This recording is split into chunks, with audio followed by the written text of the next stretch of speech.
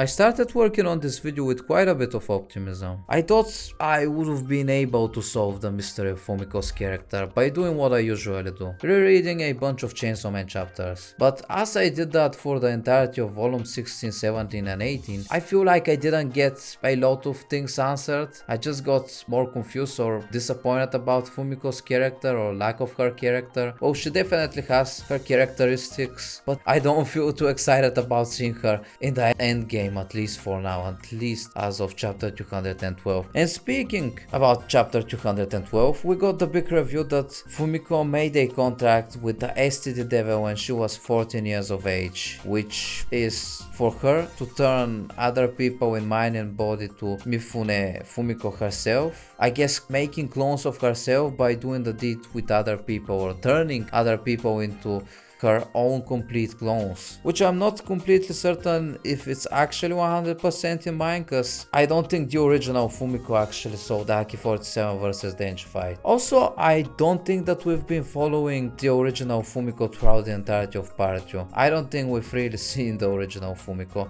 and I feel like that there's a possibility that if the original Fumiko were to die, the contract would have been cancelled and, you know, all the Fumiko clones would become their normal selves, would become the normal citizens, normal people that they used to be. Now, so people on Twitter, as they usually do, assume the worst, assume that public safety forced Fumiko to have a contract with the STD Devil by age 14, which I don't think would make any sense, or I don't think it makes a lot of sense. The most common of contracts that we see throughout the Chainsaw Man series is literally contracts between stray devils and normal citizens, Denji and Pochita, Fire Devil and the twins, Asa and Yoru. Almost all contracts are based on normal citizens and stray devils. Another thing is that there's no way that Fumiko has been working in public safety for 8 years. Why would Tatsuki Fujimoto hide Fumiko's character in all of part 1? What would be the point in that? Why would Fumiko refer to Yoshida and Denji as senpais? First of all, there's no way that Yoshida has worked in public safety for more than 8 years. It just doesn't add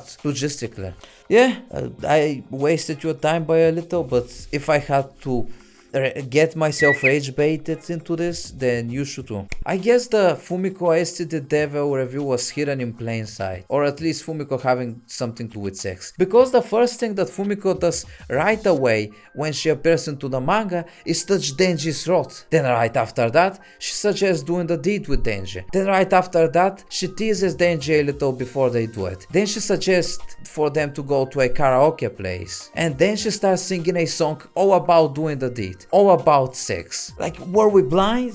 We weren't blind, but it's like, that was quite a weird contract to have in a Shonen Jump manga. Then they get interrupted by random people attacking Denji, which, now that I think about it, I think it was Barem sending these people. I think Denji would have been fine. Denji wouldn't have turned into another Fumiko, since Denji is not really a human being, he's a hybrid. So I think Denji would have been completely fine even if he did the deed with Fumiko. And few chapters later, we get to see the beginning of the Chainsaw Man Church Apocalypse arc. I don't know how to exactly call it. It spans from the end of volume 16 to the start of volume 18, and Fumiko tried her best to keep Denji safe for a little bit of time. She also reviewed her backstory, which I didn't believe. When I heard Fumiko's backstory for the first time, I raised an eyebrow because we didn't really see any hints of Fumiko's character being in volume 9. But now, as we learned that random citizens could become a Fumiko clone by doing it with a Fumiko, it makes complete sense now that it's possible for that clone to have seen Denji fighting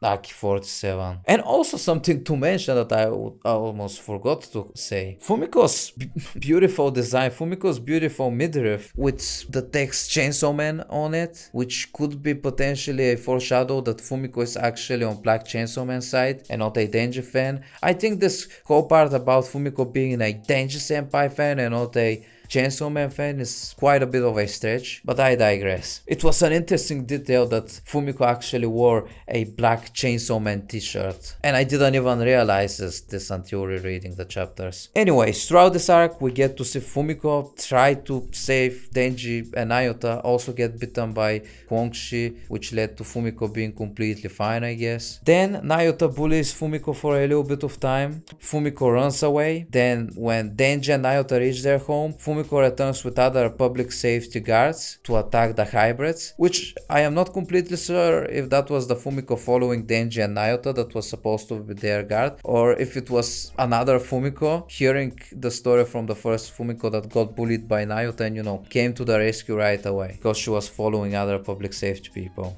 Anyways, Naota begs for help at the start of volume 18. Fumiko disappears because, you know, it was Naota's own words that she will be fine on her own fighting humans, saying that humans are weak, so and so on. So Naota unfortunately got to taste karma pretty badly. And a chapter later, I think, we get to see Fumiko's character for yet another time, and it's her asking if she can take a nail of Denji's or a body part of Denji's, which is something that we also got to see at the end of Aging Devil's arc, when she also got a body part of the public safety members, which I believe it's not just a random thing. I think this is part of her contract, and I believe that what she can do with using other people's body parts or nails exactly is her being able to regenerate. That is what I assume is part of her ability. So yeah, or maybe Fumiko is being able to turn these nails or body parts into weapons on her own. Who knows? And that's really about it. Her character, she's apparently on War Devil side. Apparently, once again, Fumiko just talking about something that happened but us not really seeing it happening, is that apparently Dead-chan got to attack a public safety facility and she got to kill a lot of people, including Fumiko and multiple of her clones, which I'm excited to, you know, eventually see Dead-chan doing something into the series related to action and fighting. But also it's a bit confusing because I don't think that Yoru would have been on public safety side either, but maybe right after, you know, Dead-chan's attack on public safety, Fumiko decided to switch to a lesser evil, to, you know, an enemy of her enemy, I guess, and side with War Devil, asking Denji, you know,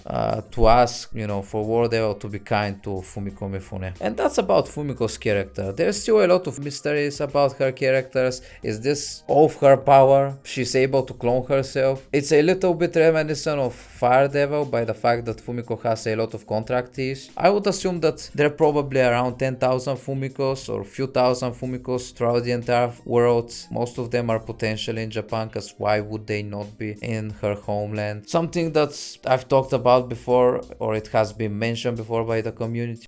The cover for volume 19 is Fumiko doing a peace sign but upside down, which is supposed to represent her being a fake fan of Denji's in a way, but also stands for a double entendre, as we got to see at the end of Aging's Devil arc that she can in fact clone herself, or she has multiple of herself. Now we learned why that's the case. I would also like to learn more info about Yoshida's character. He has been a character since the very beginning of part 2. He has been a returning character.